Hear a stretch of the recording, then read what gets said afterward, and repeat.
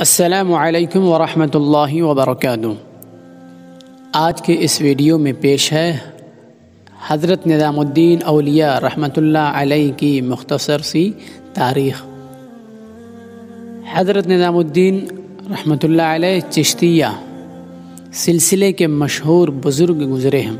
آپ کا آبائی وطن بخارا ہے، مگر پیدائش بدایوں میں 636 ہجری میں ہوئی۔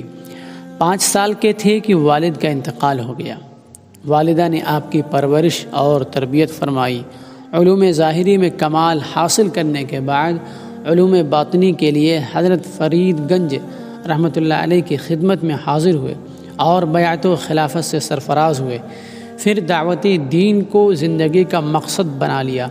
عہد الہی کے آخری چند سالوں میں شراب و کباب، فسق و فجور، قمار بازی یعنی جوئے بازی اور بے شمار دیگر برائیاں بالکل عام تھیں، لیکن آپ کی محنت کے ذریعے ہندوستان کے اکثر مسلمان عبادت، تصوف اور زہد کی طرف مائل ہو گئے تھے۔ آپ کی خانقاہ میں اس قدر لوگ آتے کہ بادشاہ کے دربار میں بھی اتنی بھیڑ نہ ہوتی تھی۔ بادشاہوں سے میل جول اور ملاقات پسند نہیں فرماتے، حتیٰ کہ ایک مرتبہ سلطان علاء الدین خلجی نے ملاقات کے لیے بہت اصرار کیا تو فرمایا کہ فقیر کے یہاں 2 دروازے ہیں، اگر بادشاہ ایک دروازے سے آئے گا تو فقیر دوسرے دروازے سے نکل جائے گا۔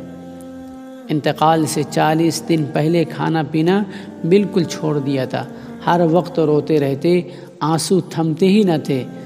725 ہجری میں آپ کا انتقال ہوا۔